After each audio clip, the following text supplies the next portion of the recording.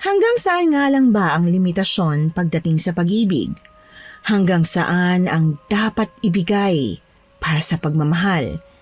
Kailangan bang tutulan ang pag-iibigan kung sakaling magkaiba kayo ng estado sa buhay? Si Ana, isang anak ng bantog na albularyo na piniling mamuhay ng normal sa Maynila. Ngunit kahit na pinili niya ang ibang landas, nakatagpo siya ng kakaibang pagmamahal kay Samuel. Sa kabila ng tunay na katauhan ng lalaking mahal niya, tinanggap niya ito ng buong puso. Ngunit paano kung malaman nilang magkaugnay pala talaga ang pamilya nila?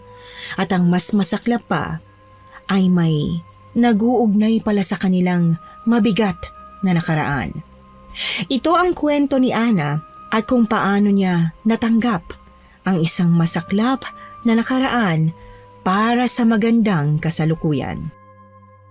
Mahal, nakausap ko na pala ang mga magulang ko tungkol sa pagpapakasal nating dalawa. Hindi sila hadlang at saka handa silang pumunta sa bahay niyo para mamanhikan. Total, malapit lang naman yung baryo niyo sa baryo namin kaya payag na payag sila. Ay nako, salamat naman mahal. Kaya lang, hindi ko pa rin maiwasang mag-alala eh. Bakit ka naman nag-aalala, mahal? Tunay na nag-iibigan naman tayong dalawa at hindi naman nila tayo mapipigilan kung talagang gusto natin magpakasal, di ba? Yun nga, ayoko sanang pigilan nila tayo. Gusto ko sana maging maayos ang pagtanggap nila sa relasyon nating dalawa. Mahal, alam ko ang pinag-aalala mo talaga ay tungkol sa lahi namin at ang lahi nyo. Sinisiguro ko sa iyo na hindi naman talaga kami kumakain ng tao at naniniwala rin naman kayo sa mga mabubuting aswang, di ba? Oo nga, pero... Ay, basta mahal. Tatagalan lang natin ang pagmamahalan nating dalawa. Sigurado ako magiging maayos ang pag-iisang dibdib natin. Mag-4 na taon na tayo magkasintahan at wala na akong ibang babaeng gustong pakasalan kundi ikaw lang. Ay naku, ayan ka na naman sa pambobola mo eh. Ang mabuti pa. Eto. Tapos nang niluluto kong pansit na order ng customer, ibigay mo na kay Kaloy yan para maibigay na sa customer. Mahal na mahal kita, Ana. Huwag ka na mag-alala, okay? Magiging maayos ang lahat. Akin na, ibibigay ko na kay Kaloy. Imbis na sagutin, minabuti kong ngumiti na lamang bilang tugon sa kanya at saka inabot ang plato kung saan naroon ang pansit na order ng customer. Ewan ko ba, hindi ko maiwasang mag-alala tungkol sa nalalapit na kasal naming dalawa. Kahit alam ko kasing mabait sina lolo at lola, pati na rin ang mga magulang ni Samuel, hindi ko pa rin maiwasang mabagabag. Ang daming eksenang bigla na lang bumabagabag sa isip ko sa tuwing pipikit ako. Baka biglang ganito ang mangyari, baka biglang magkagulo at kung ano-ano pa. 5 taon na simula noong umalis ako sa probinsya namin at nakipagsapalaran sa Maynila. Hindi tumutol ang pamilya ko kahit na gusto kong mag-iba ng landas. Malayo sa pamilya naming puro albularyo at manggagamot. Pagdating ko rito sa Maynila, nagtrabaho ako sa isang restaurant kung saan ko nakilala si Samuel na ngayon nga ay pakakasalan ko na. Noong una, hindi talaga namin alam ang totoo naming mga pagkatao. Nagkaaminan lang noong nahuli ko siyang kumakain ng hilaw na manok. Bagay na pinagtalunan pa namin at muntik na magkahiwalayan pero dahil mahal namin ang isa't isa, tinanggap namin yon ng buong buo. Mahal, tumawag na ako kay Lola kanina at nagtanong siya sa akin kung kailan tayo mamamanhikan para naman makapaganda sila. Naku, excited na ako, mahal. Ano kaya kung gawin na natin kagad ngayong linggo? Pwede naman. Maluwag naman ang pamilya namin tuwing linggo pero mas maigi kung bandang hapon hanggang gabi kasi nagsisimba sila Lola tuwing umaga. O sige, mahal. Sasabihan ko sila tatay. Nakaayos na ba ang lahat ng mga gamit mo para sa pag-uwi natin sa probinsya bukas? Oo naman mahal. Noong isang gabi ko pa inayos kasi 3 araw lang ang leave na pinayagan tayo sa restaurant eh. Hindi pa tayo binigyan ng 1 linggo. Espesyal na araw pa naman to sa atin. Kaya nga mahal, pero ganun talaga. Negosyo kasi nila yun at empleyado nila tayo. Tsaka kawawa naman yung papalit sa atin habang wala tayo, 'di ba? Sabagay, tama ka, mahal. Kuripot pa naman ang mga amo natin. O 'di ba? Alam mo naman pala mahal eh. Nang sumunod na araw nga, sabay kaming umuwi sa probinsya namin. Pero nauna akong bumaba sa kanya sa bus dahil magkaiba na kami ng direksyon. Madalas naming gawin ito noon.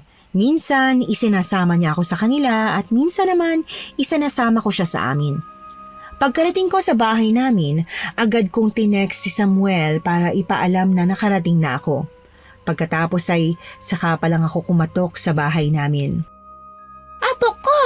Ana! Diyos ko, salamat at nakarating ka ng maayos. Na-miss kita, Apo! Namiss ko rin po kayo, Lola.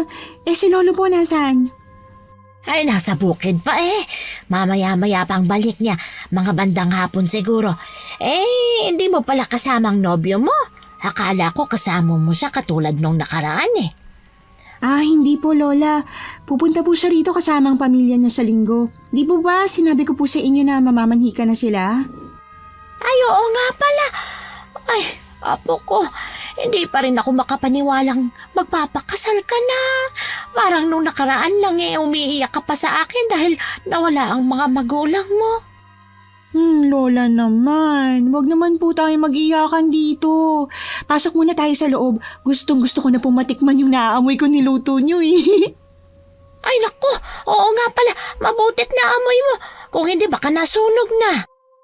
Naku Lola, mag-ingat po kayo palagi lalo kung mag-isa lang kayo sa bahay. Nag-uulyanin na po kayo. Ay naku, hindi naman. Siyempre kumatok ka kaya nalito ako kung anong uunahin kong gawin. Hindi naman nakalimutan talaga. Sus Lola, magpapaliwanag pa talaga. Tara na nga po sa loob.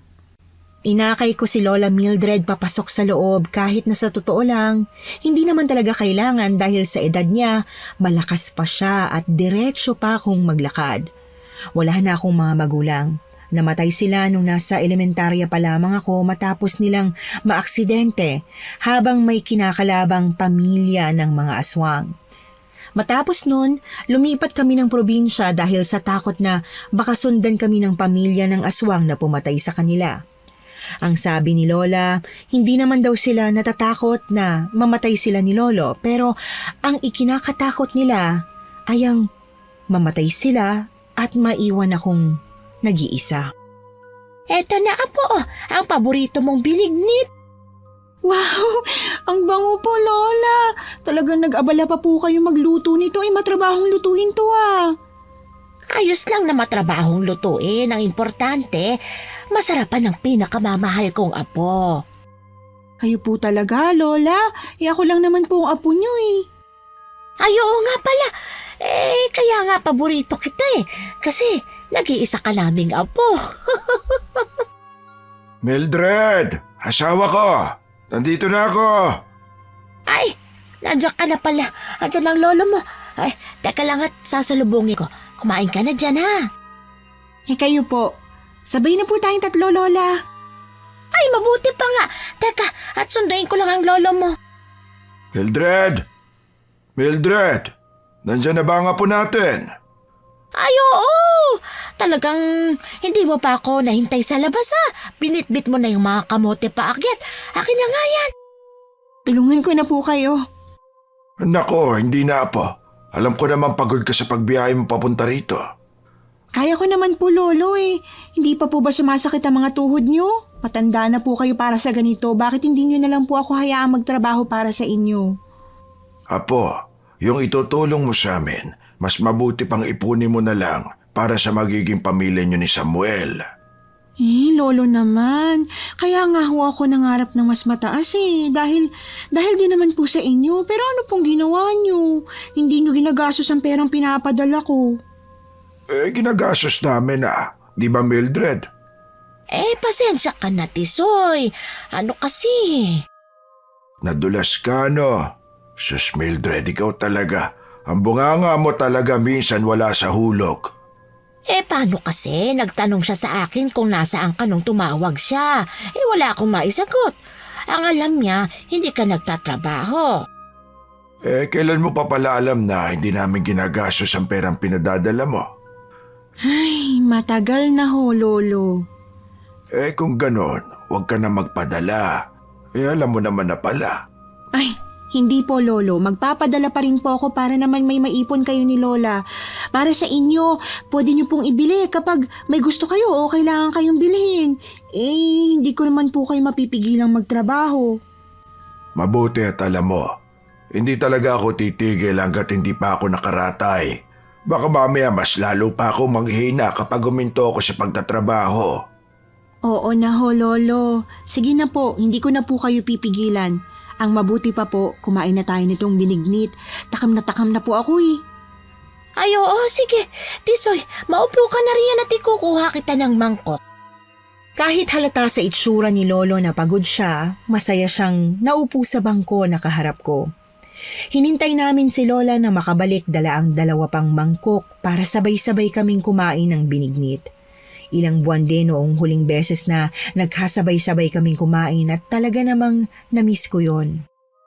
Ay, ang sarap, Lola. Iba po talaga ang luto mo kaysa sa mga lutong karinderyang nakakainan ko sa Maynila. Siyempre naman, may sangkap kasi ng pagmamahal ang luto ko kaya mas masarap. Kaya nga po talagang sinisikap kong bumalik dito palagi sa abot ng makakaya ko eh. Mga luto niyo po talaga ang nagpapasabik sa akin na umuwi. Naku, ang apo ko, ang lakas mambola, manang-mana sa lolo.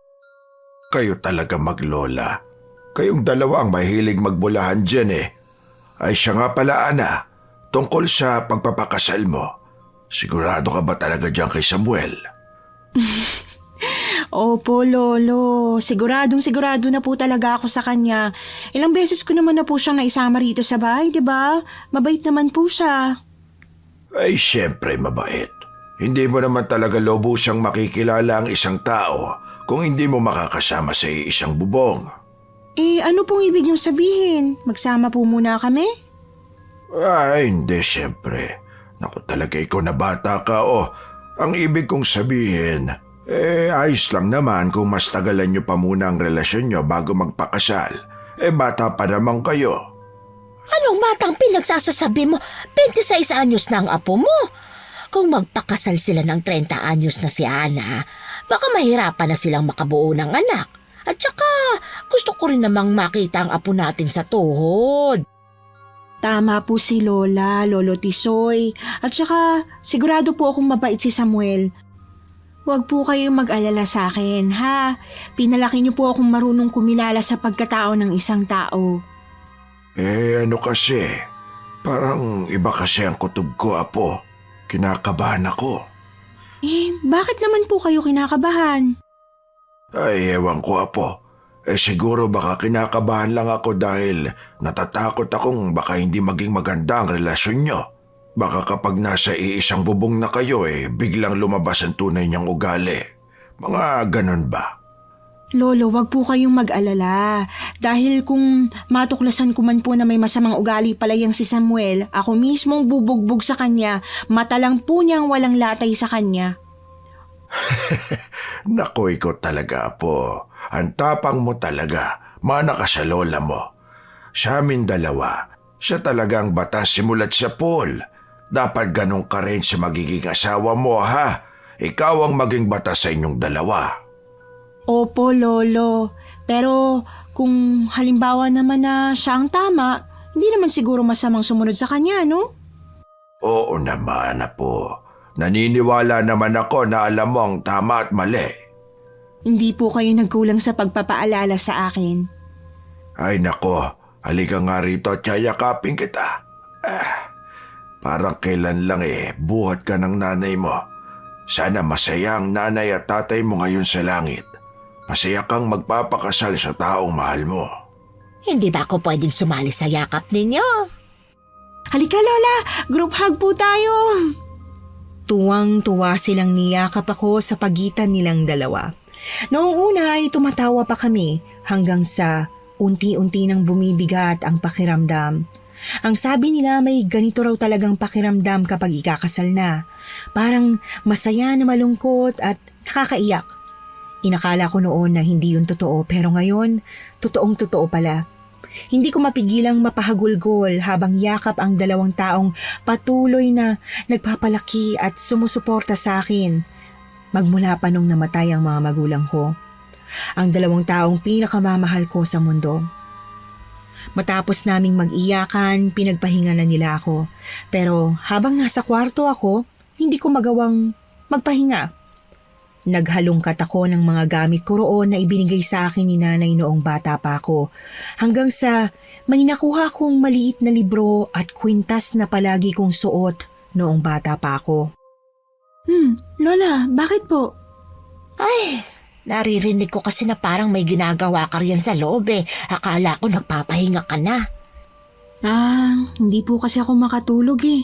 Kaya naisipan kong tingnan yung mga dati kong gamit. Gusto niyo po bang pumasok? Ay, sige.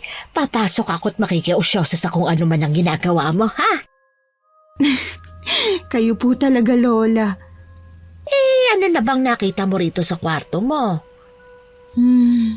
Heto pong kwintas na suot ko palagi noon. Ito ba?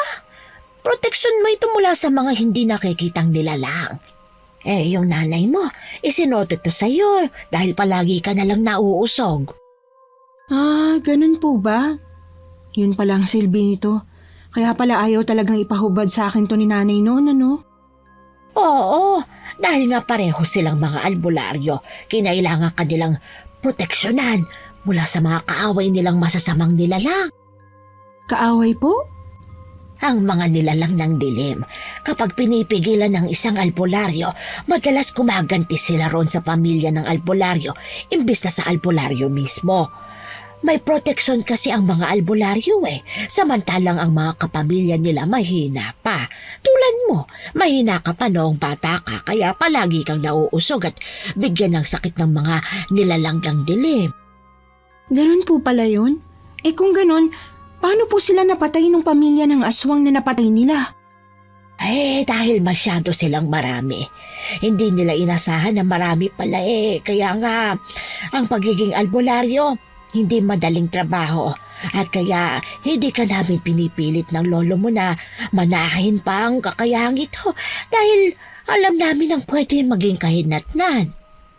Kaya po hindi na rin po nang gagamot at lumalaban sa aswang si lolo?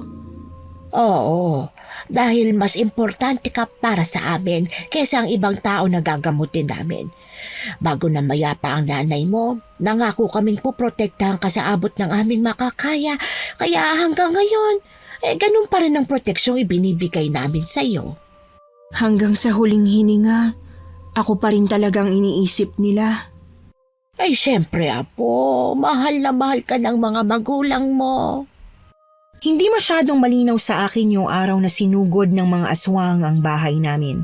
Pero tandang-tanda ko ang emosyon at kung paano akong itinakas ni na lolo at lola mula sa nakakatakot na trahedyang yon.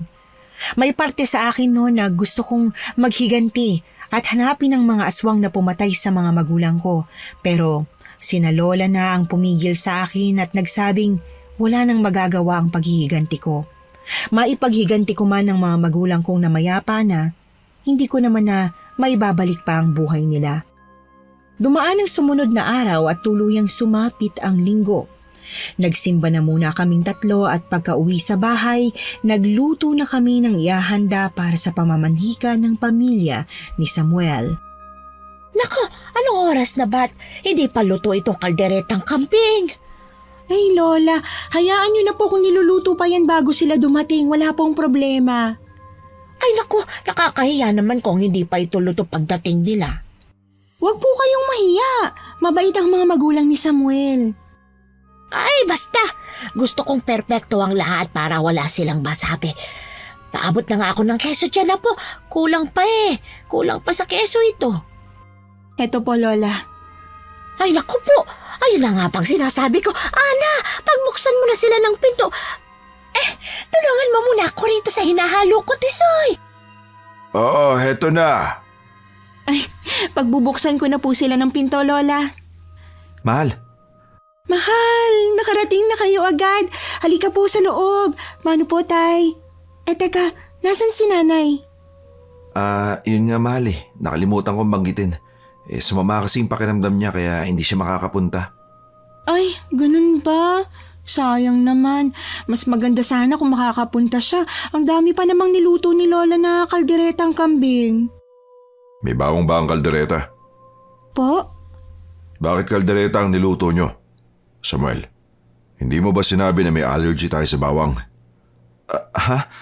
Naku tay, nawala po sa loob ko eh. Paano po yan? Ano pong kakainin nyo? Kakain kami, Ana. Huwag kang mag-alala. Pero may allergy po kayo sa... Kaya mo na, Iya. Kakain kami ni Samuel. Malae! Ay, salamat at tumating na kayo. Ipinagluto ko kayo ng specialty ko na kalderetang kambing. Ay nako, salamat Onay. Dapat po hindi na kayo nag-abala ng gusto. Nga pala, may dala pala kami mga prutas. Ay, meron? Kung gano'n na saan? Nasa labas ho eh. Papakayat ko kay Samuel mamaya. Ay, bakit? Gaano ba karami ang prutas? Sakto lang po. May iba pa ho kasi kami dala bukod sa prutas. Ay, ganun ba? Ang babait nyo naman. Maswerte ang apo kong magiging biyenang kanya. Maswerte rin po kami na nakatagpo ang anak ko ng mabuting batang kagaya ni Ana. Mano po, Lola? Ay, pagpalain ka, apo. Teka, ihahanda ko na yung hapunan natin, ha? Kinabahan ako nang maalala ko ang dahilan kung bakit hindi pala sila kakain ng pagkaing may bawang. Hindi alam ni na Lola na may lahing aswang si Samuel dahil natatakot akong baka tumanggi sila sa kasal sa oras na malaman nila. Mga aswang ang pumatay sa mga magulang ko at sigurado akong hanggang ngayon ay labis-labis pa rin ang galit nila sa mga aswang. Hindi ko naman intensyong itago. Bala ko namang sabihin sa oras na maikasal na kami ni Samuel. Eto na ang ulam. Oh, Lola, mukhang masarap po ah. Abay, syempre. Kapag ako ang nagluto, masarap talaga. Maraming salamat po sa masarap na hapunan. Mahal, Ayos lang kami ni tatay, huwag kang mag-alala. pero... May paraan naman kami. Ano pang hinihintay niyo? Magsikain na tayo. Kinakabahan ako para kina Samuel at Tatay Tunying habang kumakain kami. Tahimik silang sumusubo ng kanin na may ulam na parabang sarap na sarap talaga sila. Hindi mababakas ang kaba sa mukha nila, mas kabado pa nga ako kesa sa kanila. Mabuti na lang at hindi nagkaproblema hanggang sa matapos kaming kumain. Ang sarap po ng kalderetang kambing nyo, Lola. Nabusog po ako ng gusto. Maraming salamat po. Lalo na sa pagtanggap nyo sa anak ko. Ay, walang anuman yun pala eh. Samuel, pwede bang iakyat mo na rito ang mga dala natin? Sige ho, tay. Tulungan na kita, mahal. Sigurado ka ba? Kaya ko naman na. Hindi, ayos lang. Kung ganun, tara na. Mahal, ayos ka lang ba? Ang dami mo nakain kalderetang kambing. Mahal, teka. Diyos ko, mahal. Anong nangyayari sa'yo? Hindi agad nakasagot si Samuel nang tanungin ko siya. Basta't panay lang ang pagsuka niya. Halatang nahihirapan siya at nasasaktan akong makita siyang ganon. Pulang-pula ang kanyang mukha, malayo sa ipinakita niyang reaksyon kina Lola. Mahal, ayos ka na ba? Gusto mo bang ikuha kita ng tubig? Ayos na ako, mahal. Naisuka ko na lahat ng nakain ko na may bawang. Huwag ka na kumuha ng tubig kasi baka makita ka ni Lola Mildred at magtaka siya. Siya nga pala ang tatay mo. Paano yan? Wala namang problema kay tatay dahil hindi naman siya aswang eh. Ha? Paano hindi siya aswang? Ang nanay ko ang aswang sa kanilang dalawa. Si tatay hindi. Bakit parang nag-alala siya nung nalaman niyang niluto ni Lola? Nag-aalala lang siya para sa akin dahil nga ganito ang mangyayari sa akin. Pero ayos naman na. Sanay na akong ganito ang ginagawa ko palagi. Lalo na doon sa Maynila. Hindi ko alam na nangyayari pala yan. Ang tagal nating magkarelasyon. Huwag na natin masyadong intindihin, mahal. Ang mabuti pa, kunin na natin ang mga dala namin ni tatay. Okay? Oo nga pala. Pero sigurado ka bang ayos ka na? Siguradong sigurado. Kahit na nag-aalala pa rin talaga ako, pilit akong ngumiti sa kanya. Sa tingin ko kasi, kung ngingiti ako, mababawasan ang alalahanin niya. Imbis na intindihin pa ang nangyari, minabuti naming tumungo sa sasakyan ng tatay niya at kinuha ang isang basket ng mga prutas at isang sako ng sibuyas. Hala mahal, ang dami namang sibuyas nito. Pananim kasi ni tatay yan eh. Hindi ba kayo malulugi kung ganito karaming dala niyong sibuyas para sa amin? Hindi naman. sobra-sobra na yan kaya walang problema. At ano to? 2 sakong bigas? Sobra na to, mahal. Hindi yan sobra para kay lola mo. Halika na. Itong isang basket lang ng prutas ang pwede mong bitbitin dahil mabigat tong isang sako eh. Kaya mo ba, mahal? Tutulungan naman ako ni tatay pagkapasok ko nito. Binigyan niya lang ako ng oras para maisuwa ko yung kinain ko. Ay, nakakaawa ka naman, mahal. Mas mabuti kung kumain ka ng prutas man lang. Mamaya pagpasok natin. Huwag ka na masyado maglala sa akin, okay?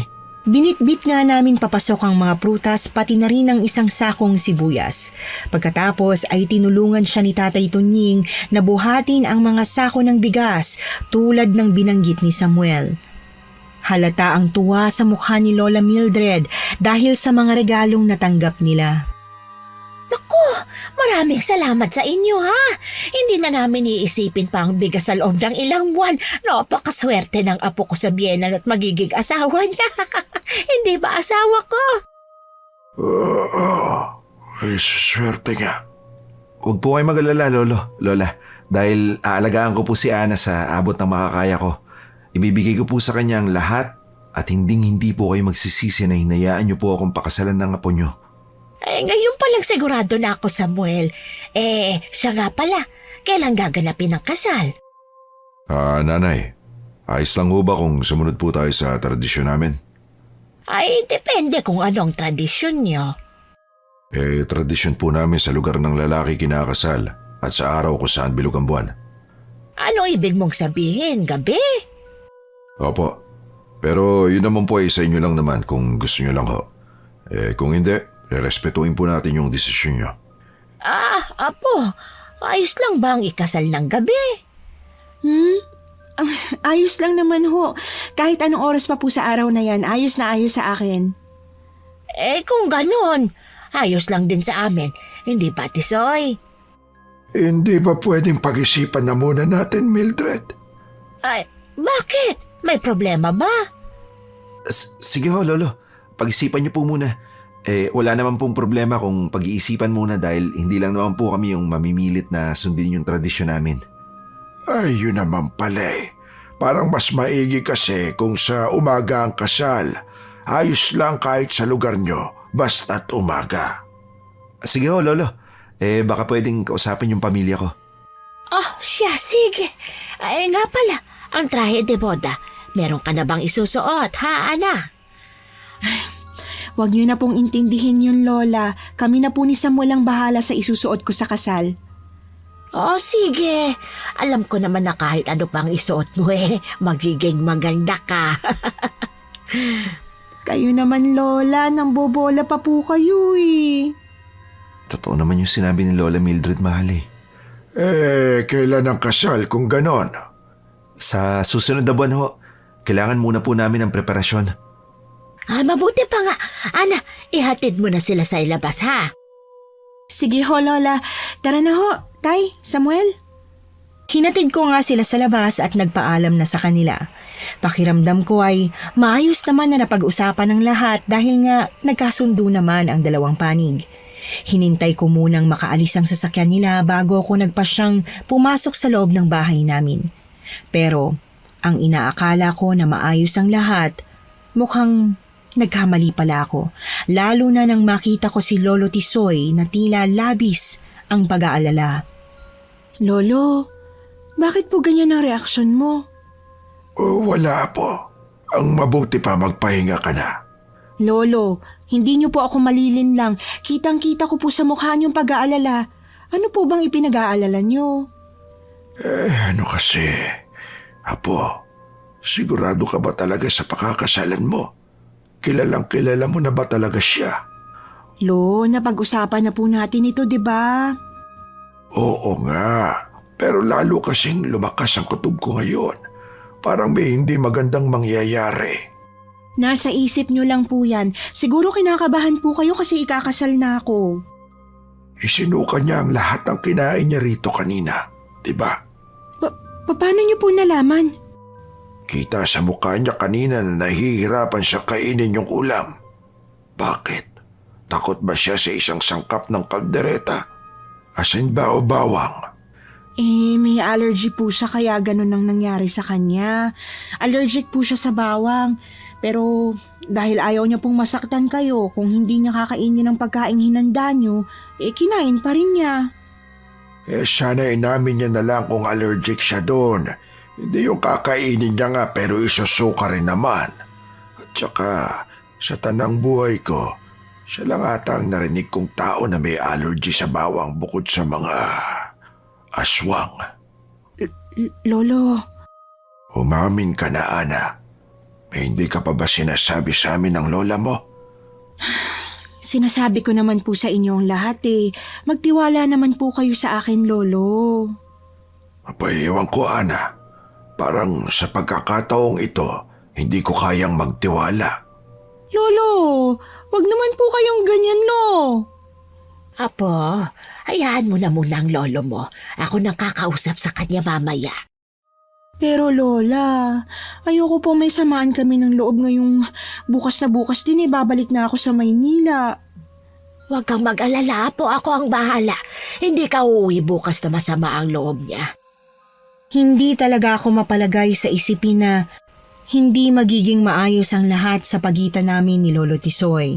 Ang totoo niyan, naaakit na akong sabihin sa kanya ang totoo tungkol sa pagkatao nila Samuel, pero sa kabilang banda, ang reaksyon pa lang niya ngayon ang nagpapatunay na hindi siya magiging sang-ayon kung malalaman niya. Konting tiis pa. Pagkatapos ng kasal, siguradong sasabihin ko na agad sa kanila. Hindi ako makatulog ng maayos dahil sa labis na pag-aalala. At mukhang ganoon din ang lolo ko dahil habang nag-aalmusal kami, halata sa mukha niya ang pagkapuyat. Lolo, babalik na po ako sa Maynila. Baka naman po pwede magkaayos na po tayo. Ayos naman tayo. Yung tungkol po sa nangyari kagabi. Nakapag-isip-isip na ako, Apo. Sa tingin ko, kung ano man ang desisyon mo, pagkakatiwalaan ko na lang. Ako ang nagpalaki sa iyo at alam kong hindi ka basta-bastang nagdidesisyon ng isang bagay kung alam mong hindi ka sigurado. Kung si Samuel talaga ang gusto mong pakasalan, rerespetuhin ko yun, Apo. Maraming salamat po sa suporta, Lolo. Pangako ko po sa inyo, hindi niyo po pagsisisihan na sinuportahan niyo po kami ni Samuel. O siya, mag-ingat ka sa Maynila, ha? May 1 buwan ka pa naman para umatras. Lolo naman Biro lang, Apo. Kumain ka ng mabuti para malakas ka sa biyahe. Masaya akong bumalik sa Maynila dahil napanatag ako sa sinabi ni Lolo sa akin. Ang kailangan na lang namin Samuel ay ang paghandaan ng buong proseso ng kasal. Sa loob ng 1 buwan ay napagod din kami sa mga dapat na paghandaan. Akala namin madali ang magpakasal. Marami palang dapat na asikasuhin kahit hindi naman kami sa simbahan magpapakasal kundi sa tabing dagat lang. Matuling lumipas ang mga araw at 1 linggo bago ang kasal ay nag-leave na kami pareho. May iba pang mga dapat asikasuhin sa last minute ng kasal kaya kinailangan naming agahan ng leave. At ganoon na lang kabilis na bumulusok ang mga araw hanggang sa dumating na nga ang araw ng kasal. Apo, anong oras ang kasal niyo? Hapon po, Lolo. Isasabay sa paglubog ng araw. Ganun ba?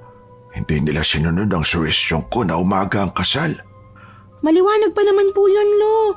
Hindi pa ganun kadilim. Abay kahit na. Sa kanila nang gaganapin ang kasal. Yung oras lang ang hinihiling ko na sana umaga pero hindi sila pumayag. Lolo, nai-set up na po yung oras ng kasal at hindi na po mababago. Hayaan nyo na po. Ang importante maikasal kaming dalawa. Pari ba magkakasal sa inyo? Si Mayor po, Lolo. Diyos ko, Ana. Ano ba itong pinapasok mo? Ay, Tisoy, kung panay lang ang reklamo mo sa gaganaping kasal, huwag ka na lang sumama. Pahintuin na natin itong bus at umuwi ka na dahil nakakahiya sa pamilya nila Samuel kung ganyan ka ng ganyan. Baka mamaya magkagulo pa ron. Hindi. Mas lalong hindi ako papayag na hindi ako sasama. O, edi manahimik ka na riyan at suportahan na lang natin ang apo natin. O siya, sige na. Baka nga dala lang ng kaba kaya ganito ang nararamdaman ko. Pero sinasabi ko sa inyo kapag may nakita akong mali, hindi ako mag-aatubiling ipatigil ang kasal. Maliwanag? Maniwala po kayo sa akin, Lolo. Magiging maayos po ang lahat ngayong araw. Hindi ko alam kung bakit sa mismong araw pa ng kasal namin ni Samuel, bigla na namang nag-alala si Lolo Tisoy. Hindi ko rin tuloy maiwasang mag-alala. Si Lolo Tisoy ay isang albularyo at malakas ang pakiramdam niya sa mga bagay-bagay. Siya ay bantog na albularyo noong kabataan niya na binitiwan niya na lang ng dahil sa akin.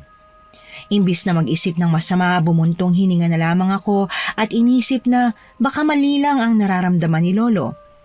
Na sa tagal ng panahon na hindi niya nagagamit ang pagkaalbularyo niya, malamang ay nabawasan na ang husay niya. Pagdating namin sa bahay ni na Samuel, natigilan agad si Lolo sa harap pa lamang ng bahay nila. Oh, bakit, Tisoy? Wala. Kayo na kumatok. Sigurado ka ba?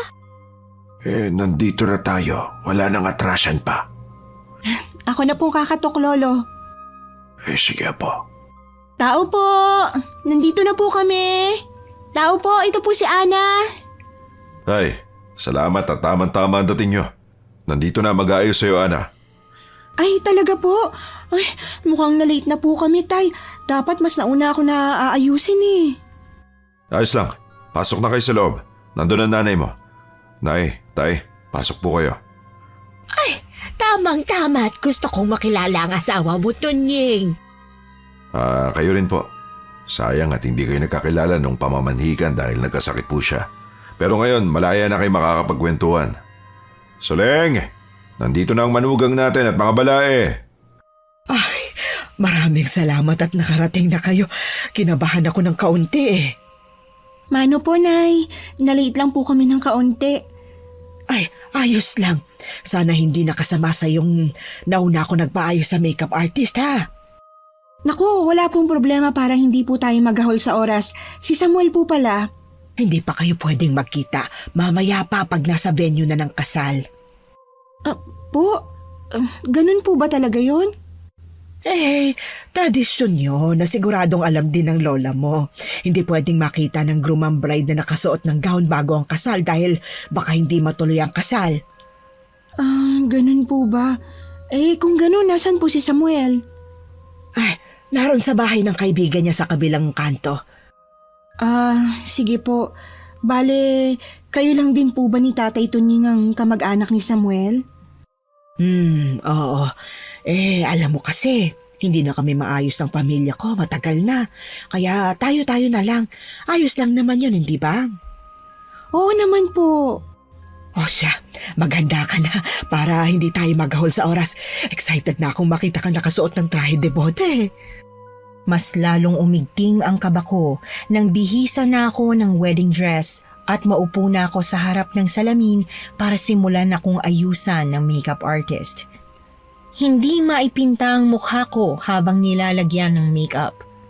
Ilang beses ko nang na-imagine ang mangyayari sa araw na ito pero iba pala talaga kapag mismong araw na ng kasal. Iba ang mga nangyayari kesa sa imagination lang. Hanggang sa natapos na akong ayusan, isinunod si Lola Mildred na simple lang ang makeup, nakabihis na rin naman siya. Napakaganda mo, Iha! Maraming salamat po, Nay. Kaya pala mahal na mahal ka ng anak ko dahil bukod sa napakabait, napakaganda rin. Naku, Nanay Suling, sobra naman po. Baka sa make-up lang. Hindi maganda ka na talaga ng walang makeup at mas lalo pang gumanda. Huwag na muna kayo magdramahan dyan. Mamaya na lang pagkatapos ng kasal. Kailangan na naming maunang umalis, sana ha? Sumunod na lang kayo nila lolo at lola mo dahil nahuhuli talaga ang bride. Alam ko naman po yun, Tatay. O siya, may pinagkatiwalaan naman kaming magsasara nitong bahay kaya sumunod kayo pagkatapos naming umalis ng ilang minuto. Sige ho, Tay. Tara na, Soleng. Naghihintay na raw si Samuel sa labas. Napakagatlabi ako nang marinig ang pangalan ni Samuel. Humuhugot na lang ako ng malalim na buntong hininga para mabawasan ang kabang nararamdaman ko. Nagdadasal din ako na sana'y maging maayos ang lahat. Hanggang sa tuluyan na ngang nakaalis ang mga magulang ni Samuel. Apo ko, Ana, Bakit po, Lolo? hindi normal na tao ang nanay ni Samuel. Po? Ano pong ibig niyo sabihin? Kanina ko pa gustong sabihin to sa'yo pero maaari pang umatras na tayo rito. Hindi siya ordinaryong tao. May kakaiba sa mga mata niya. Tisoy, ano ka ba naman? Magsisimula na ang kasal. Eto na nga bang sinasabi ko dapat hindi ka na lang sumama. Mildred, hindi pa ako nagkamali sa tanang buhay ko. Alam ko kung may tinatago ang isang tao o wala. Lolo naman, sisirain niyo po ba ang araw ng kasal ko? Hindi naman sa ganun na po. Sinasabi ko lang sa iyo ang totoo. May oras pa tayo para umalis. Huwag na tayong tumuloy sa dagat. Hindi po, Lo. Tutuloy po ako. Nakakasakit na po kayo ng damdamin eh. Ilang beses niyo pong sinabi na pagkakatiwalaan niyo po ako pagkatapos nagbabago-bagong desisyon niyo. Ano po ba talaga? Apo, huwag ka namang magalit sa akin. Kapakanan mo lang naman ang inaalala ko. Pero alam ko po ang ginagawa ko. Mahal ko po si Samuel at pakakasalan ko siya sa ayaw niya man po o sa gusto. Sa unang pagkakataon ay napagtaasan ko ng boses si Lolo Tisoy. Kita ang gulat sa kanyang mga mata dahil sa inakto ko. Hindi ko naman sinasadya yun. Hindi ako ang tipo ng tao na bigla na lamang mapipigtas ang pisi ng pasensya pero ngayon kasi ay iba. Sobrang kinakabahan na ako pagkatapos ay ganito pa ang mangyayari. Bahala ka, Ana. Basta't binalaan na kita. Tisoy, huwag ka namang ganyan sa apo natin. Sasamahan kita ron. Hindi ko gustong mapahamak ka. Tara na, at baka mahuli ka pa sa kasal mo. Lolo naman eh. Tingnan mo ang ginagawa mo sa apo ko. Tumahang ka na muna, Ana. Masisira ang kolorete mo. Sige na, apo. Huwag ka na munang umiyak. Nakakasama po ng loob. Hindi ko po maiwasan. Mauuna na ako, Mildred. Alalayan mo si Ana. Lola, magiging maayos po kaya ang lahat? Ay, huwag mo nang masyadong alalahanin ng lolo mo. Ako nang bahala sa kanya. Sa totoo lang po, may ibang pakiramdam din po talaga ako, Lola. Paano po kung tama si Lolo? May mga bagay na kailangang mangyari kahit na ano pa ang pigil natin, apo. Hayaan lang muna natin dumaloy ang araw na ito at kung may makita tayong mali, saka tayo gumawa ng hakbang, ha? Pero sa ngayon, kalimutan mo na muna ang lolo mo at i-enjoy mo ang araw na ito. Sumakay lang kami sa tricycle papunta sa dagat na ilang minuto lang naman ang layo mula sa bahay ni Samuel. Ang tricycle na sinasakyan ko ay inarkilahan namin kaya may bulaklak yon sa unahan. Hindi naman kasi namin afford ang bridal car, ito lang ang kaya namin. Tulala ako sa buong biyahe dahil patuloy pa rin akong nag-aalala sa mga sinabi ni Lolo. Hanggang sa makarating kami sa venue ng kasal. Kung hindi pa ako kinalabit ni Lola Mildred, hindi ko pa mapapansin na nakarating na pala kami. Naroon na ang lahat, ang mga magulang ni Samuel, ang ilang kaibigan niya at ang lolo at lola ko. Napakasimple ng kasal namin sa tabing dagat kasabay ng papalubog na araw. Lahat ng pangamba ko ay napalitan ng saya dahil malayo sa sinabi ni Lolo Tisoy, naging maayos ang kasal namin. Mahal, paano ba yan? Tuluyan ka ng naging Mrs. De Castro. Ano pa nga ba? Yun naman talaga ang plano sa araw na to. Ang maging kaapelido mo. Ang sarap sa pakiramdam, no? Naging maayos ang araw na to. Kala ko kasi may mangyayaring hindi maganda eh. Ha? Paano mo naman nasabi yan? Ewan ko. Siguro masyado lang akong kabado. Alam mo, mahal, ganyan din ang pakiramdam ko at pakiramdam ni Lolo Tisoy. Nagtalo pa nga kami kanina eh. Nung una pa lang, may hinala na siyang mga aswang kayo. Talaga? Mabuti at hindi niya agad natuklasan. Kaya nga, mahal. Kasi kung natuklasan niya agad, malamang na hindi na natuloy ang kasal na to. Eh, paano yan? Kailan mo balak sabihin sa kanya? Hahanap lang ako ng tsempo. Hindi kasi pwedeng... Ano yun? Diyos ko, mahal! Ano yun? Bakit tumakbo yung driver? Teka lang, mahal ha. Diyan ka lang sa loob. Bababa ako. Mahal! Baka kung ano na yun. Ako nang bahala. Diyan ka lang.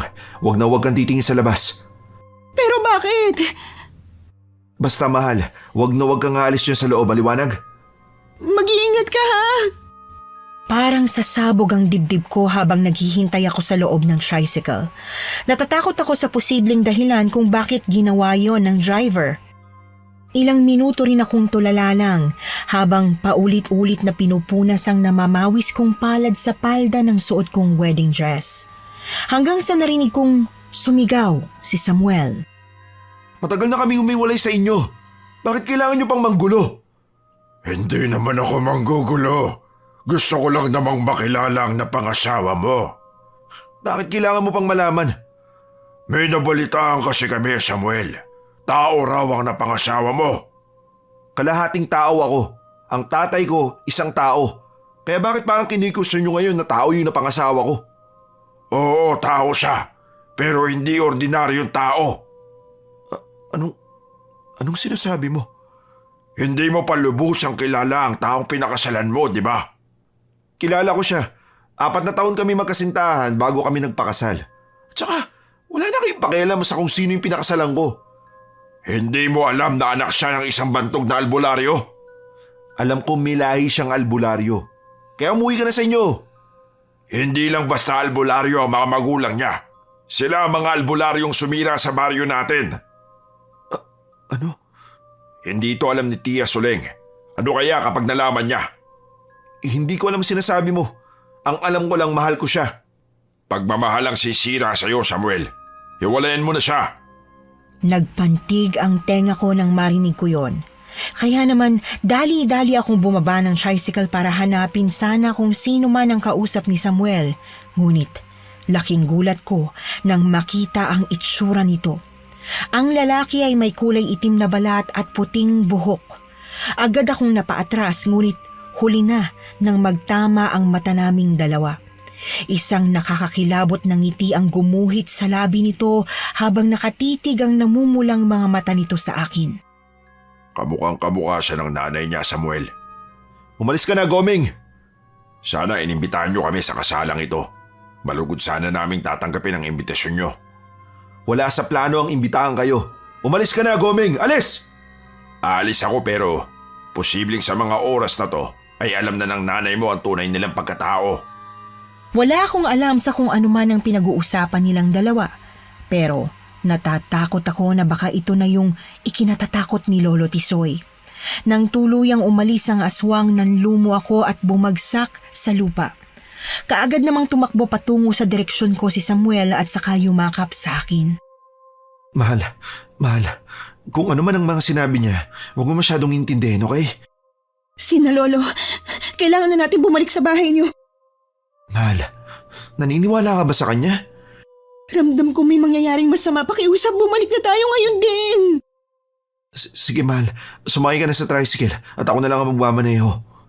Halos lumipad na kami sa bilis ng pagpapatakbo ni Samuel ng tricycle. Habang ako ay tuloy-tuloy lang na kinakabahan. Kung ano-anong espekulasyon ang pumapasok sa isip ko, may binanggit yung kausap ni Samuel na kapag nalaman ito ni Nanay Soleng, siguradong hindi magiging magandang resulta. At totoo nga yun, dahil pagdating namin sa bahay nila, nabigla kami ng sira ang mga nakaayos na setup sa reception. Naabutan ko si Lolo Tisoy na nakaupo sa pinakadulong upuan habang inaalo siya ni Lola Mildred na panay ang iyak. Lola! Lolo! Ano po nangyari? Tama ang pakiramdam ko, Ana. Mga aswang nga ang pamilya nila, Samuel. Samuel, lumayo ka sa apo ko. Lolo, maniwala po kayo sa akin. Hindi po kami masamang uri ng aswang. Hindi po kami kumakain ng tao. Hindi mo ko maloloko. Pinatay ng pamilya niyo mga magulang ni Ana. Pagkatapos sasabihin mong hindi kayo masamang aswang. Ano pong sinasabi niyo? Bakit hindi ang nanay mo ang tanungin mo? Lolo, totoo po bang sinasabi niyo? Totoo ang sinasabi ko. Lo, baka nagkakamali lang po kayo. Samuel, hayaan mo na sila. Paalisin mo ng pamilyang albularyong yan. Pero Nay, Ang mga magulang ni Ana na yan ang pumatay sa tatay ko. pinatay ng anak ko ang tatay mo dahil pumapatay siya ng tao at kinakain. Sumira kayo ng buong isang baryo at ginawang pagkain ng mga taong naninirahan sa baryong inangkin nyo. Nanay, totoo po ba yun? Pagkatapos iligtas ng mga magulang ni Ana ang mga taong binihag nyo, pinatay nyo sila. Nawalan ng mga magulang si Ana nang dahil sa mga hayok sa laman ng pamilya nyo. Lolo! Halika na, Ana. Umuwi na tayo. Hindi.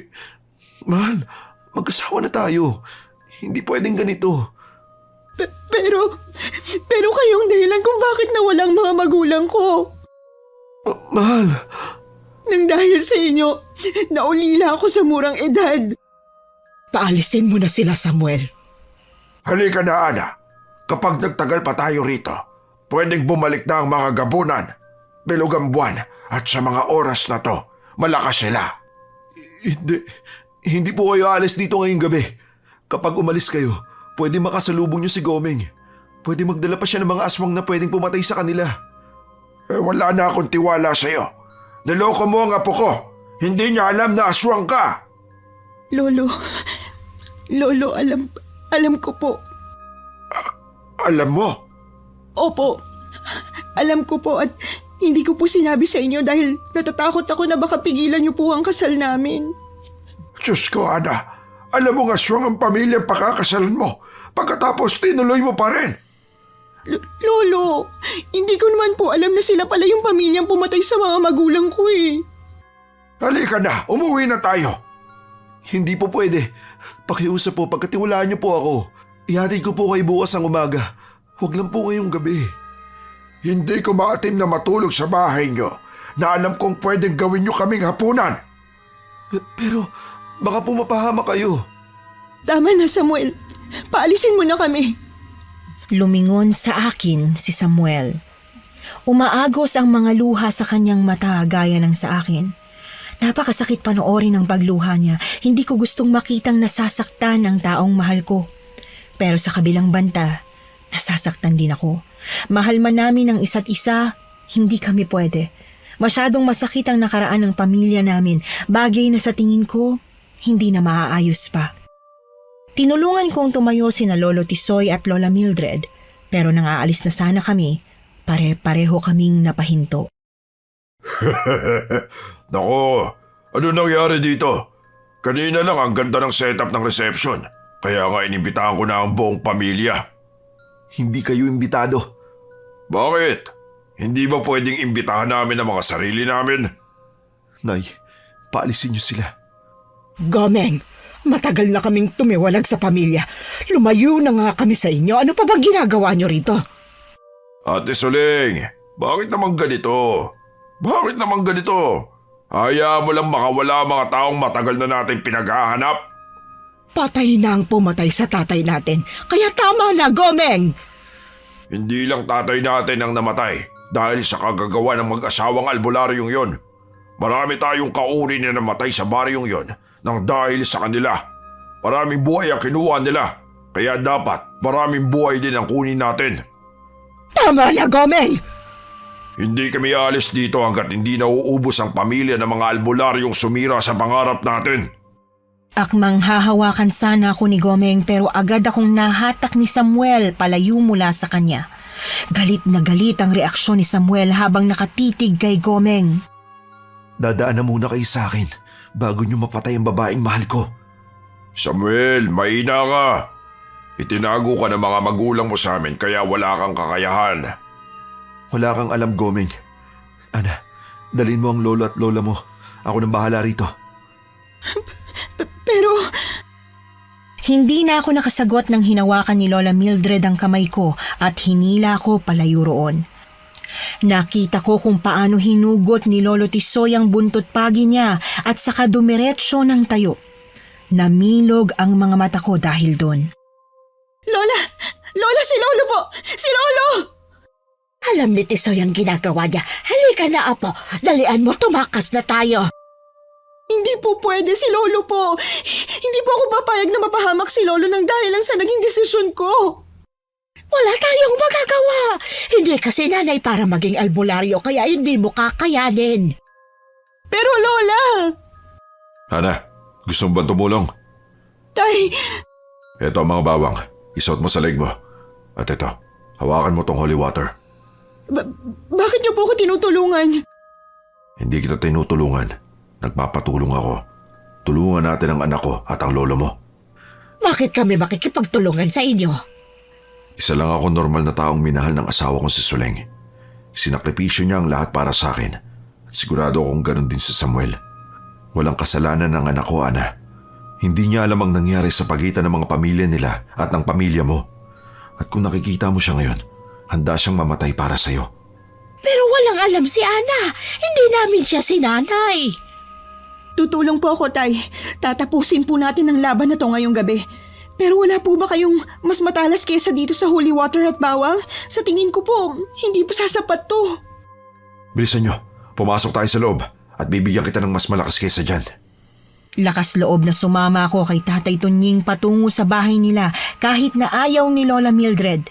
Noong mga oras na yon, ang tanging nasa isip ko lang ay matapos na ang hidwaang ito. Ilang taon na ang nakalipas at ang tanging ginawa lang nila Lolo Tisoy ay ang magtago, pero darating pala talaga ang araw na ganito ang kahihinatnan. Na kahit subukang magtago, kung mangyayari ay mangyayari talaga. Ang dami niyo pong gamit, Tay. At ano po to? Baril po ba to? Alam kong darating ang araw na may mangyayaring ganito. Kaya pinagandaan ko talaga. Ito po bang baril ang gagamitin mo? Oo, ito ang gagamitin ko. At ito naman ang sayo. Baril din po to, diba? Hindi, laruan lang yan. Paano po ako makakalaban sa mga aswang nito kung laruan lang po pala? Hindi yan basta-basta laruan. Pwede mo yung lagyan ng bala. Ang ibabala mo dyan ay ang mga bawang. Kaya bago ka lumabas, himayin mo muna yung bawang. Ako, anong pwede kong magamit? Lola, dito na lang po muna kayo. Ang asawa ko doon, gusto ko rin siyang tulungan. Lola, mas mabuti pa pong dito na lang po kayo. Hindi pa rin ligtas kahit nandito sa loob ng bahay. Ana, tumabi ka at babariling ko siya! Agad akong tumabi ng ikasa ni Tatay Tunying ang baril, saka yun pinaputok sa aswang. Biglang naging abo ang aswang na ikinagulat ko. Hindi ko inaasahan na gano'n ang mangyayari. Nagiging abo po sila? Oo, madaling patay ng mga ordinaryong aswang. Pero ang mga malalakas na uri gaya nila Samuel ay hindi. Paano ko po malalaman kung ordinaryong aswang lang? Kapag anyong aso lang iya. Mauna na ako sa labas. Gamitin mo ang bawang at holy water. Sige ho, pero paano po si Lola? Lola, ano pong desisyon niyo? Pahiramin mo ako ng itak. Pwede nang pangdepensa yun para sa akin. O siya, sige. Ito po. Mag-iingat tayong lahat, ha? Ang importante, masurvive natin ang gabing to. Salamat po, Tatay Tunying. Gusto ko lang malaman mo, Ana, na kahit kaninong dugo ka pa nang galing, boto ko sa'yo para sa anak ko. Pagkatapos ito, mag-usap-usap tayo ng maayos bilang pamilya. Pinanghawakan ko ang sinabi ni Tatay Tunying. Pagkatapos noon ay lumabas na siya at sumugod sa mga aswang na ngayon ay nakapaligid na sa bahay nila. Humugot na muna ako ng malalim na hininga at saka nagdasal na kakayanin naming patayin ang mga aswang bago ko tuluyang magpasyang lumabas. Lola Mildred, sasama po ba kayo sa labas? Sa tingin ko hindi na. Hindi na kaya ng mga tuhod kong tumakbo. Dito na lang ako. Mas mapoprotektahan kong sarili ko dito sa loob. Sigurado po ba kayo? Oo, mag-iingat ka, Apo. Kayo rin po, Lola. Tuluyan na nga akong lumabas ng bahay at nakita kung gaano kagrabe ang labanan. Si Samuel na nakikipaglaban kay Gomeng, si Lolo Tisoy na kinakalaban ng ilang mga maliliit na aswang, ganon din si Tatay Tunying at si Nanay Soleng na ang kalaban ay mga aswang na kauri nila. Nanginginig na pinanood ko sila. Takot akong sumali at baka hindi ko kayanin. Pero nagulat ako nang may isang aswang ang bigla na lamang dumakma sa akin. Agad akong natumba sa lupa habang pilit akong sinusubukang saktan ng aswang. Nataranta ako. Akala ko kapag may hawak na akong sandata magagawa ko ng lumaban pero hindi pala. Kailangan palang may lakas din ng loob. Layuan mo ako! Layuan mo ako! Ana! Bakit ka lumabas ng bahay? Hindi ko sinagot si Samuel. Buong lakas kong itinulak ang aswang na dumamba sa akin kahit na nasugatan ako ng pangil nito. Nang susugurin niya akong muli, humugot ako ng isang bawang sa kwintas na suot ko saka yun ipinasak sa bibig niya. Ana, bumalik ka sa loob! Hindi ako babalik sa loob hanggat hindi ko nasisigurong tapos ng labang to. Buong determinasyon kong pinunit ang palda ng suot kong wedding dress. Saka ko yun hinagi sa mukha ng aswang na muntik na naman akong dakmain. Pagkatapos noon ay lakas loob na akong lumaban. Isinantabi ko ang takot at kaba. Iniisip kong laban ito na dapat ipanalo ko kundi ay mamamatay ako. Nilagyan ko ng bawang ang laroang baril na ibinigay sa akin ni Tatay Tunying at sakto namang pagkalagay ko ay may biglang lumapit na aswang. Binaril ko yun at tumama sa noo niya na mabilis ikinamatay ng aswang. Wow! Hindi pala to basta-basta. Apo, anong ginagawa mo? Tinutulungan ko ho kayo. Huwag niyo na po akong pansinin at baka... Aray ko! Lolo! Yan ang nga hubang sinasabi ko eh. Tumakbo ako patungo kay Lolo na ngayon ay hirap na hirap bumangon dahil nasugatan ng aswang ang kanyang balikat. Agad kong binaril ng bawang ang aswang. Kaya imbis na kay Lolo ang focus nito, ay lumingon ito sa akin. Hala, hindi gumana. Gagana lang yan kapag sa ulo mo pinunterya ang aswang, Apo. Patay! Mabilis na sumugod sa akin ang aswang pero bago pa ito makarating, dinagit na siya ni Samuel at inihagis papalayo. Doon ko lang nakita ang anyo ni Samuel kapag aswang siya. Nakakakilabot. Mahal, umalis ka na rito. Tumakas ka na. Hindi ako aalis. Lalaban din ako. Walang nagawa si Samuel dahil sa katigasan ng ulo ko. Tinulungan ko si Lolo Tisoy na bumangon at naglakad kami palayo sa labanan ng mga aswang. Pumasok na po kayo sa loob ng bahay. Ako na pong bahala. Pero, Apo, hindi ako papasok sa bahay ng mga aswang. Maniwala man po kayo o hindi, kakampi natin sila ngayon. Pero paano ka? Kaya mo bang lumaban? Kaya ko po, Lolo. Doon na po kayo sa bahay nila at protektahan niyo po si Lola. Nagawa naming lampasan ng mga aswang na sumusugod sa amin hanggang sa makarating na nga si Lolo sa bahay nila Samuel. Pagkatapos noon ay tumulong ako sa pakikipaglaban. Hindi ko alam kung gaano katagal bago namin napabagsak ang lahat ng mga aswang. Napakahirap dahil napakarami nila. Inakala kong hindi namin makakaya hanggang sa tuluyan naming naubos ang mga mahihinang nilalang. Sumuko ang ilang kamag-anak nila Samuel at ang natira na lamang ay si Gomeng. Sumuko na silang lahat. Sumuko ka na rin, Gomeng. Walang mapapala ang paghihigante. Hindi na natin maibabalik pa ang buhay ng mga namatay na. Talaga ba, Suling? Hayaan mo lang na ang napangasawa ng anak mo ay ang anak mismo ng albularyong pumatay sa tatay natin. Hindi ko gusto, Gomeng. Dahil hanggang ngayon, masakit pa rin sa akin ang nangyari kay tatay. Kung ganun, bakit mo to ginagawa? Dahil sa sulsol ng magaling mong asawa? Kung ako lang ang masusunod, hindi ko gusto. Nang malaman kong totoo, gusto ko nang bawiin ang kasal pero hindi lang akong masasaktan kundi pati ang anak ko. Walang kinalaman si Samuel at Ana sa nangyari noon. Pero paano kung mangyari ulit? Paano kung patay naman niyang anak ng albularyo ang anak mo? Nakikita kong malaking pagmamahal nila para sa isa't isa. Naniniwala akong hindi kayang gawin yun ni Ana lalo na dahil... Dahil ano, Ate Suling? Dahil ano? Dahil hindi ko pinalaki ang anak ko bilang mamamatay tao. Hindi ko siya pinalaking kumakain ng tao. Ang sabihin mo, pinalaki mong mahina ang anak mo. Tama na, Gomeng. Hindi dahil lakas loob na pinutol ni Suling ang tradisyon niyo bilang mga aswang, mahina na siya. Hindi mo alam kung ano ang sinakripisyo nila para lang pigilan ng mga sarili nila. Ang anak at asawa ko, malalakas sila para hindi kumain ng tao. Ikaw ang mahina dahil hindi mo kayang maging malakas kung hindi ka kakain ng tao. Ikaw talaga sumira sa relasyon namin bilang magkapatid. Ikaw na walang kwentang tao ka! Magkamatayan na, pero hindi ako susuko hanggat hindi ko napapatay ang tao yan! Sa isang kisap mata, nagulat ako nang bigla na lang nawala si Gomeng sa harap namin. At ang sumunod na nangyari ay siyang nagpabigla sa aming lahat. Bigla na lamang may sumaksak sa akin sa tiyan. Namilog ang mga mata ko, lalo nang dumaloy ang matinding sakit at ang paglitaw ng mga mata ni Gomeng sa harap ko.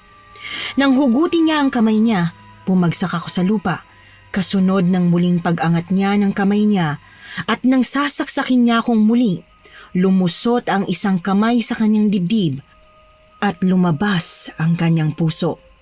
Napaupo ako habang hawak ang tiyan ko. Unti-unting lumabo ang paningin ko kasunod ng pagbagsak ko sa lupa. Mahal, lumabang ka. Buhatin mo siya, Samuel. Bilisan mo't gagamutin natin siya. Nay, ang asawa ko, Nay. Huwag kang mag-alala, mabubuhay siya. Pagkatapos noon ay unti-unti nang lumalabo ang pandinig ko, pati na ang mga mata ko. Hanggang sa tuluyan na akong nawalan ng malay. Hindi ko alam kung ano na ang mga sumunod na nangyari at nang imulat ko ang mga mata ko, ramdam ko ang panghihina ng katawan ko. Lola, Lolo, Ana, Apo, Diyos ko, gising na ang apo ko. Lola, nasan po ako? Apo ko, nandito pa tayo sa bahay nila, Samuel. Kumusta ang pakiramdam mo? Ang sakit po ng tiyan ko. Mahapdi. Natural lang yan, anak, dahil nagpapagaling pa ang mga sugat mo. Naalala ko pong sinaksak ako. Hindi po ba dapat tahiin ang sugat ko? Ang lolo mo na ang gumawa nun. Bukod sa pagiging albularyo, maalam din sa medisina ang lolo mo. Gusto ko na pong umuwi. Ay, teka, Apo, hindi ka pa pwedeng bumangon. Kailangan mo pang magpahinga. Kaya ko na po. Aray! Ang sakit! Hindi mo pa kaya. Huwag mong pilitin ang sarili mo. Ayoko po rito, Lola. Gusto ko na po umuwi. Bakit ayaw mo? Bahay ito ng asawa mo. Hindi pa po ako komportable. Ay, hindi kita masisisi, Apo. O siya, sige. Kakausapin kong lolo mo pagkarating niya galing sa pagkuha ng halamang gamot para sa'yo. Si Samuel po nasaan? Kasama siya ng lolo mo. Ang mga magulang niya po. Hindi ko alam, Apo. Umalis sila kanina ng asawa niya nang magkasama. Mildred, gising na ba si Ana? Oo, gising na siya. Gising na po siya. Mahal, Ana. Kumusta ang pakiramdam mo, ha? Salamat naman at gising ka na. Mabutit nagising pa nga ako. Siyempre naman. Hindi ko hayaang mawala ka. Nagdala pala kami ng mga halamang gamot na kailangan para sa sugat mo. Huwag ka na munang gumalaw. Sabihan mo ako kung may kailangan ka, ha? Samuel, Oh, bakit? May masakit ba sa'yo? gusto ko nang umuwi. Huwag ka mag-alala. Kapag magaling ka na, tsaka tayo babalik sa Maynila at uuwi sa bahay natin doon. Hindi. Gusto ko nang umuwi sa bahay nila, Lola. Ano? Anong sinasabi mo, mahal? Hindi ako komportable rito, Samuel. Gusto ko nang umuwi sa bahay namin. O sige, basta kapag magaling na ang sugat mo, tsaka tayo uuwi sa inyo, ha? Hindi ka kasama. Mahal naman. Gusto kong mag-isip-isip na muna, Samuel. Bigyan mo muna ako ng panahon. Ang ibig mo bang sabihin, makikipag-iwalay ka sa akin? Samuel, pwede bang makausap kita saglit? Makikipag-iwalay ka ba sa akin? Samuel, hindi mo pwedeng pilitin si Ana. Halika na, mag-usap na muna tayo. Hindi ko alam kung ano ang biglang pumasok sa isip ko at ginusto kong lumayo na muna kay Samuel. Basta ang gusto ko lang ay lumayo na muna sa lugar nila dahil iba ang pakiramdam ko sa bahay nila. Iba ang tromang nakuha ko sa buong pangyayari. Idagdag pa ang katotohanang ang pamilya nila ang bumawi sa buhay ng mga magulang ko. Mahirap yung tanggapin kahit pa mahal na mahal ko si Samuel. Nanatili pa kami sa bahay ni na Samuel sa loob ng isa pang araw bago kami tuluyang umalis kahit na ramdam ko pa rin ang kirot ng sugat ko. Pinilit kong umalis kami nang hindi siya kasama. Apo, hindi na ba masakit ang mga sugat mo? Masakit po. Pero kaya ko naman. Alam ko naman na hindi sugat ang masakit sa'yo. Opo, Lo. Mas masakit pa ho kaysa sa pisikal na sugat ang dala ng sakit nitong puso ko. Po, baka naman hindi ka sigurado sa desisyon mo. Kung tungkol ito sa gusto ko nung una, baliwalain mo na lang. Hindi mahalaga ang gusto ko. Mas mahalaga ang ikaliligaya mo. Kung magkasama po kami ngayon ni Samuel, hindi ko po masasabi na masaya ako.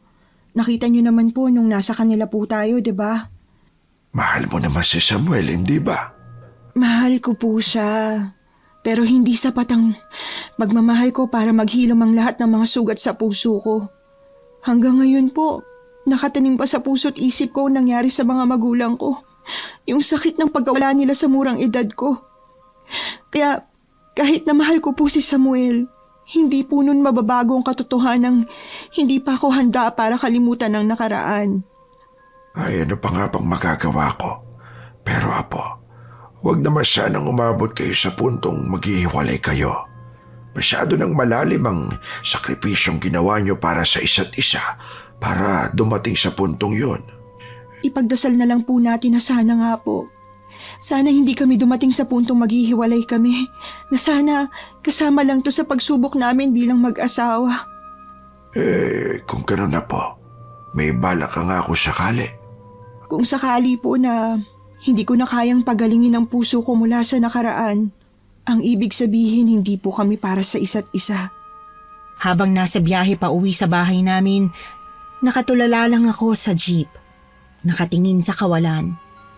Halata ang kalungkutan sa mukha ni Lolo Tisoy nang dahil sa sagot ko. Alam kong para sa kanila, nakakalito ang desisyon ko. Kasi kung kailan sumang-ayon na silang lahat na hindi na kami pakikialaman ni Nanay Suleng at Lolo Tisoy, saka naman ako biglang umayaw. Saka ako naman napagdesisyon ng lumayo. Yun ay dahil pakiramdam ko kapag kasama ko si Samuel, naalala ko ang araw na nasawi ang mga magulang ko. Sa tuwing nakikita ko siya, paulit-ulit ang eksenang nag-aaway sila Lolo Tisoy at Nanay Suleng dahil sa ugnayan at nakaraan ng pamilya namin. Hindi lang yon, dahil maging ang nangyari nung gabi ng kasal namin, pilit pa rin sumisiksik sa utak ko. Kaya naisip ko, paano ako mabubuhay na kasama si Samuel kung ganoon ang araw-araw na maiisip ko sa tuwing kasama ko siya? Ilang buwan ang lumipas at tuluyan na akong nanatili sa bahay ni na Lolo at Lola. Hindi na ako bumalik pa sa Maynila at hindi ko rin sigurado kung bumalik na doon si Samuel. Apo, sigurado ka ba rito sa gusto mong matutunan?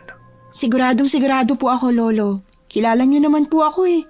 Kapag may gusto akong isang bagay, gagawin ko talaga. Ay nako, kanyang-ganyan ang nanay mo nung bago ko siya turuan. Sobrang determinado. Kanino pa po ba ako magmamana, di ba? Manang-mana ka sa nanay mo. Kaya alam mo, hindi rin ako ganong nangulila sa nanay mo dahil sa iyo eh. Ha? Bakit naman po, Lo? Kasi, bukod sa magkapareho kayo ng ugali, magkamukha rin kayo. Para lang naming inulit ang pagpapalaki namin sa kanya. Pero imposibleng hindi po kayo nangungulila sa kanya. Siyempre naman, nabawasan lang ng dahil sa iyo pero nandun pa rin ang pangungulila. Dugo at lamang ko siya. Pero alam mo ba, Apo, nang dahil sa nangyari, pakiramdam namin ng lola mo, nagkaroon kami ng pangalawang pagkakataon para magpalaki ng isang bata sa tamang paraan. Sa ano pong ibig niyong sabihin? Marami ako mga bagay na hindi nagawa para sa nanay mo. Marami akong ipinagbawal sa kanya na gawin niya. Marami akong idinikta at ibinigay na mga malimpayo na pinagsisihan ko noon. At lahat ng yon pakiramdam ko ay nabawi ko naman sa iyo. Nakita mo naman, lumaki kang masayahing bata at ginagawa mga gusto mo. Lolo naman, nagpapaiyak naman po kayo eh. Ay, hindi kita pinapaiyak, no? Sige na ho, Lolo. Turuan niyo po ako na maging isang albularyo. Eto nga, tuturuan na kita. Ayaw ko sanang manahin mo ang kakayahang ito pero Ikaw talaga mismo ang gustong tumuklas. Kaya sige, kung ano ang gusto mo, gagawin ko. Para patuloy na magkaroon ng income, kinailangan kong tumulong kina lolo at lola pero nang magsimula na akong matuto bilang isang albularya, napagdesisyonan ni lolo na manggamot na ako at huwag nang tumulong sa kanila. Pumayag naman ako at bukod doon ay ako na ang gumagawa ng mga gawaing bahay. Inakala kong magandang desisyon ang maging isang albularya, lalo na at naging masaya ako sa pagtulong at panggagamot sa mga taong nangangailangan pero nagkaroon ng problema. Dahil isang gabi, hindi namin inakalang may bisitang dadalaw sa nananahimik naming buhay. Diyos ko po! Ana, gumising ka! Lola, bakit po? Bumangon ka dali. May mga aswang sa paligid ng bahay natin. Po? Dalian mo nga po. Bumangon ka na dyan at tulungan natin ang lolo mong protektahan ang bahay natin. Teka lang po, ang lakas naman ng loob nilang sugurin ng bahay ng mga albularyo. Dali-dali akong bumangon mula sa kinahihigaan ko pero bago pa man ako makalabas ng kwarto, nagulat kami ni Lola nang biglang mawasak ang bintana at lumusot doon ang isang aswang. Mahaba ang matulis niyang dila habang ang kanyang balat ay itim na tila basa. Ang kanyang mga mata ay pulang-pula habang titig na titig sa akin. At ang amoy niya, nakakasulasok sa sobrang baho. Diyos ko po! Lola, lumabas na po kayo at sabihan si Lolo na nakapasok ng aswang. Pero po, paano ka? Ako na po bahala, lumabas na po kayo. Agad-agad namang tumakbo si Lola palabas ng kwarto ko habang ako ay mabilis na iniwasan ang mahabang dila ng aswang na muntik nang tumama sa akin. Nagkaroon ako ng pagkakataon na madampot ang bangko na malapit sa lamesa at mabilis na hinampas yun sa aswang. Tumalsik siya. Pero mabilis din itong nakabangon kaya naman tumakbo ako at tumungo sa gilid ng bintana. Ang lakas ng loob niyong sugurin ng bahay ng albularyo. Talagang lalaban ka pa. Hetong sayo! Agad na abot ng kamay ko ang buntot pagi na nakasabit sa gilid ng bintana saka yun hinampas sa kanya. Napahiyaw siya sa sakit kasunod ng pagkakalapnos ng balat na natamaan ko ng buntot pagi. Pero mukhang hindi siya susuko dahil muli niyang inilabas ang dila niya at akmang susugatan ako. Pero hinampas ko ulit yun ang buntot pagi na naging dahilan para mahiwa yon at bumagsak sa sahig. Ano ka ngayon? Ano pang ipanlalaban mo sa akin, ha? Wala ka ng dila! Galit na sumugod ito sa akin pero nagawa kong ipulupot ang buntot pagi sa leeg niya. Agad na umusok ang leeg ng aswang hanggang sa unti-unti itong nasunog at tuluyang naging abo. Pero maya-maya pa, may isa na namang aswang ang sumugod. Sunod-sunod sila at tila hindi nauubos. Diyos ko, ano bang nangyayari? Sinugod nila ang bahay niyo nang malaman nilang may albularyo dito. At anak pa ng dating bantog na albularyo muntik umubos sa lahi nila. Samuel, anong ginagawa mo rito? Saka ako na ipapaliwanag. Kailangan na muna natin tapusin ang mga to. Mahal, sa likod mo! Kinailangan kong alisin ang pagkagulat ko sa biglaan niyang paglitaw dahil kailangan kong labanan ng mga aswang sa paligid. Nang dahil kasama ko si Samuel, mas napabilis at natulungan din namin sina Lolo at Lola. Hanggang sa tuluyang natapos ang kalbaryo at napatay namin ang mga aswang. At nang natapos na, binigyan kami ni na Lolo at Lola ng space para sa isa't isa, kung saan ginisa ko si Samuel ng mga tanong. Anong ginagawa mo rito? Mahal, Gabing-gabi na. Paano nandito ka pa? Siguro kasabot mo yung mga aswang na yun, ano? mahal, ano ka ba naman? Hindi ko kasabot ang mga yun. Kung ganon, bakit ka nandito? At sa saktong oras pa kung kailan dumating yung mga aswang? Hindi ako nakarating dito sa saktong oras na dumating ang mga aswang. Nagkataon lang na gusto sana kitang dalawin habang Ano? Totoo niyan. Hamanap ako ng mauupahan dito sa baryong to. Malapit sa bahay niyo simula pa nung nakaraang linggo. Bakit mo naman ginawa yun? Nalaman ko kasi na pinagkalat ng pamilya ni nanay yung tungkol sa iyo at sa iba pang lahi ng mga aswang na nakalaban ng mga magulang mo. At gusto nilang gumanti, kaya kinailangan kitang bantayan. Kung ganon, Paano mo ako dinadalaw sa pagtulog ko? Kumakatok ako rito at pinapapasok ako nila Lola. Nandito ka habang tulog ako? Oo, pero saglit lang naman. Gusto lang kita makita. Ay nako, sila Lola talaga. Gusto ko lang sanang malaman mo na Malaman ng alin? kung mahal mo pa rin ba ako. Ang tagal na rin kasi ng 2 buwan na hindi ka tumatawag o sumasagot sa mga tawag at text ko. Bakit? Napapagod ka na ba? Namimiss na kita. Sana maging maayos na tayong dalawa. Sa loob ng 2 buwan na nagkaroon kami ng space ni Samuel, unti-unting nawala ang lahat ng sama ng loob ko sa mga nangyari sa nakaraan.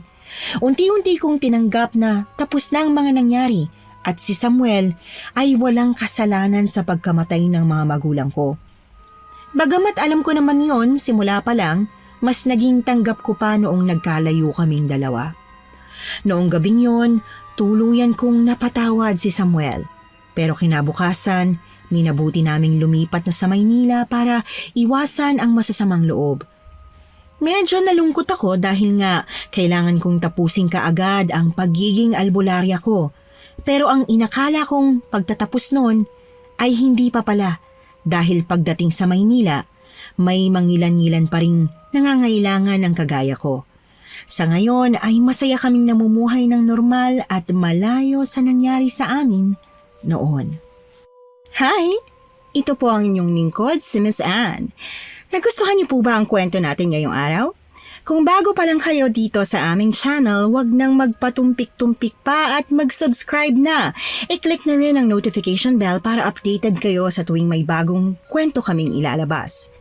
Sa mga tagapakinig naman na gustong magbahagi rin ng sarili niyong kwentong katatakutan, mag-email lang sa missanhorrorstories@gmail.com. Dire-diretso lang yon. One word, missanhorrorstories@gmail.com.